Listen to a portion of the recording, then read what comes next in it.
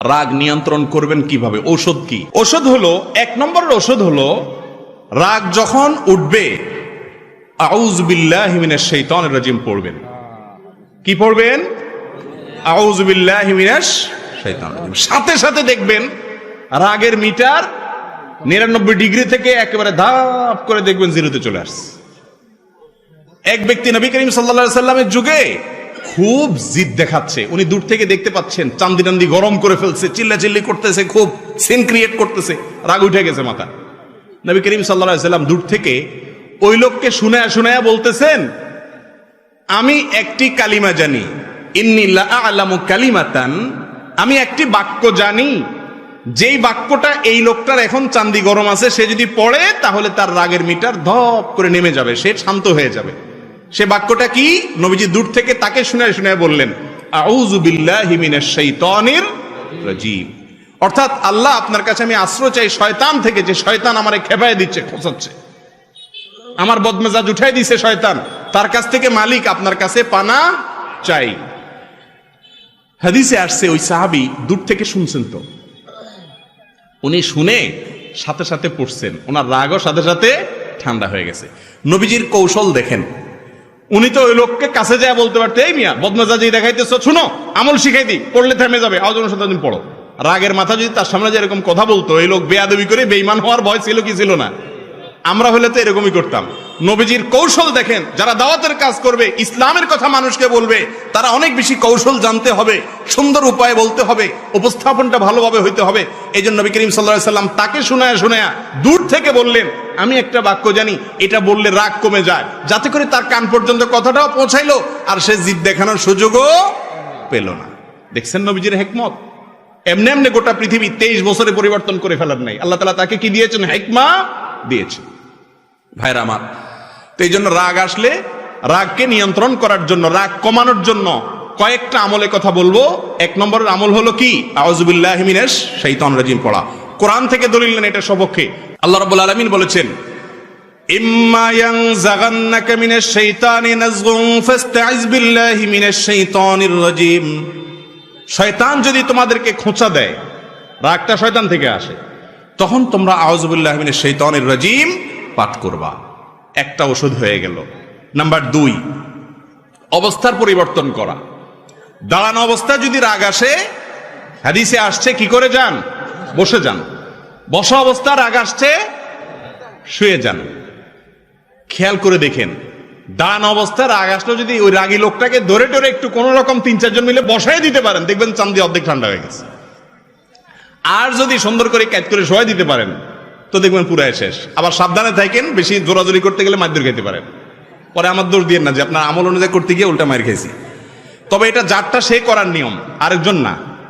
খুব রাগ উঠছে, বুঝতেই পারতেছেন যে এখন একটা অঘটন ঘটে যাবে, সাথে সাথে অবস্থার পরিবর্তন করেন, বসে যান অথবা বসা থাকলে শুয়ে যান। 2টা আমল গেল। 3 নম্বর আমল হলো, যথাসম্ভব রাগ যেন কন্ট্রোলের বাইরে না যায়, সেজন্য ঝগড়া অ্যাভয়েড করা।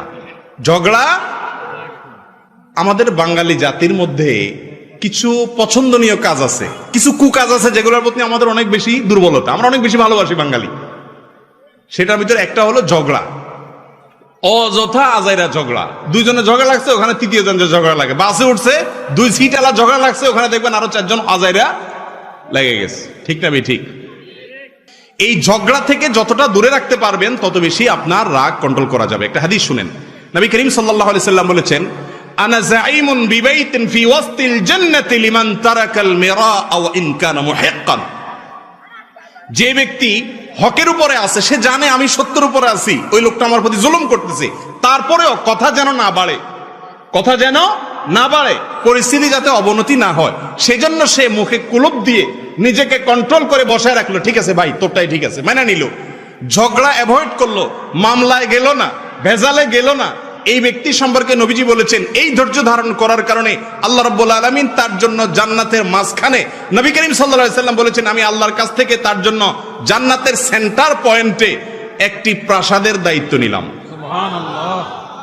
তাহলে জান্নাতের গ্যারান্টি তো হলো জান্নাতের একেবারে সেন্টার পয়েন্টে, মাঝখানে একটা প্রাসাদের দায়িত্ব নিলেন আল্লাহর পক্ষ থেকে স্বয়ং নবী করিম সাল্লাল্লাহু আলাইহি সাল্লাম। এখন আমাদের সমাজে যদি মামলা 2-4টা করতে পারে, উল্টে ফেলাতে পারে রাগের চোটে, তাহলে বলে বাপের বেটা, ঠিক না? ওইটা আসলে মায়ের বেটা। বাপের বেটা কোনটা? বাপের বেটা যে সবকিছু করতে পারে, তারপরেও তাকায়া মাটির দিকে চেয়ে চলে আসছে আল্লাহর জন্য। এ হলো আসল বাপের বেটা, আসল বীর পুরুষ। তাহলে রাগকে নিয়ন্ত্রণ করার জন্য ঝগড়া অ্যাভয়েড করা, ঝগড়া এটাকে অ্যাভয়েড করা, যথাসম্ভব ঝগড়া এড়িয়ে চলা, গন্ডগোল এড়িয়ে চলা। ঠিক আছে বাবা, নিজের ন্যায়ের উপরে থাকিও ছেড়ে দেওয়া, এই ছাড় দেওয়ার মানসিকতা যদি থাকে, এই ব্যক্তি হলো আসল মুসলমান, ভালো মুসলমান। আমি আজকে যে কথাগুলো বলতেছি এগুলো শুকনা শুকনা কথা, ভালো লাগার কথা না। সুবহানাল্লাহ আলহামদুলিল্লাহ ফজিলত বলতেছি না, কারণ সুবহানাল্লাহ আলহামদুলিল্লাহ বলা এটা অনেক সহজ। কিন্তু কারোর সাথে ঝগড়া লাগছে, বাবা তোরটাই ঠিক আছে, আমি গেলাম, থাক, মাপ চাই, নিজে সাইড কেটে চলে যাওয়া, এটা কিন্তু সুবহানাল্লাহ বলার মতো সহজ কাজ না। কোরআন খতম করা সোজা, এই কাজটা অনেক কঠিন। আল্লাহ আমাদের তৌফিক দান করুন। 4 নম্বর আমল হলো ওযু করা। 4 নম্বর আমল কি রে ভাই? ওযু করা। নবী করিম সাল্লাল্লাহু আলাইহি ওয়াসাল্লাম বলেছেন, ইন্নামাল গাযাবু মিনান নারি ওয়াশ শাইতান। রাগ এটা আগুন থেকে আসে। রাগ উঠলে দেখবেন শরীর গরম হয়ে যায়, হট হয়ে যায় না? বেশি রাগ উঠলে দেখবেন যে শরীরে হাত দিলে মনে হয় যে টেম্পারেচার অনেক বেশি, মনে হয় জ্বর আসছে। আসলে জ্বর আসে নাই, এটা আগুন থেকে আসে শরীরের মধ্যে। নবী করিম সাল্লাল্লাহু আলাইহি ওয়াসাল্লাম বলেছেন, মানুষের ভিতরে জেদ, রাগ, এটা আগুন থেকে আসে, শয়তান থেকে আসে। আর আগুন এবং শয়তানকে নেভানোর জন্য পানি ব্যবহার করতে হয়, অর্থাৎ ওযু করতে হয়। যত রাগ আসুক না কেন, কষ্ট মষ্ট করে যদি একটু ওযু করে ফেলেন, দেখবেন ইনশাআল্লাহ রাগে পানি ঢেলে গেছে। কথা কি বুঝতে পারছি? 4 নম্বর আমল হলো ওযু করা। 5 নম্বর আমল হলো রাগ নিয়ন্ত্রণ করলে ওই যে জান্নাতের গ্যারান্টি আছে, নবী করিম সাল্লাল্লাহু আলাইহি ওয়াসাল্লামের ওসিয়ত আছে, আল্লাহ তাআলা ভালোবাসেন বলেছেন, সেগুলো চিন্তা করবেন। এবং একটা ঘটনা, ওই যে আয়াত বলেছে সেই প্রেক্ষিতে আমাদের জানা দরকার, সেটা হলো আলী ইবনুল হুসাইন রাদিয়াল্লাহু তাআলা আনহু। আলী রাদিয়াল্লাহু তাআলা ছেলে হুসাইন, ওনার ছেলে নাম রাখছে কি? বাপের নামে আলী। আলী ইবনুল হুসাইন রাদিয়াল্লাহু তাআলা আনহু, তার একজন কাজের লোক ছিল, সে পানি ঢেলে দিচ্ছিল, উনি ওযু করতেছেন। তো ভারী কোনো বদনা ছিল, কাঁসা টাসার বদনা, অনেক দূর থেকে দিচ্ছে, হঠাৎ করে এটা হাত থেকে ধাপ করে ছুটে গেছে, ছুটে ওনার হাতে পড়ছে, খুব ব্যথা পাইছে। এখন মালিকের হাতে ব্যথা লাগছে, কাজের লোকটা খুব ভয় পেয়ে গেছে, কৃতদাস ছিল, ভয় পেয়ে গেছে, ভয় পাইয়া ওনার দিকে তাকাইছে। এখন হযরত আলী, উনি তার দিকে তাকাইছেন, হয়তো একটু শাসন করবেন বা বলবেন, একটু খেয়াল করো, এত বেদিশা কেন, পড়লো কেন, একটু মনোযোগ দাও না কেন। এর আগেই আগের যুগের কৃতদাস দাসীরা, কাজের লোকরা অনেক কোরআন হাদিস জানতো, সাথে সাথে আয়াত পড়ে শোনাইতেছে, ওয়াল কাযিমিনাল গায়জ। আল্লাহর প্রিয় মানুষদের প্রশংসা করতে গিয়ে আল্লাহ বলেছেন যারা রাগকে নিয়ন্ত্রণ করে।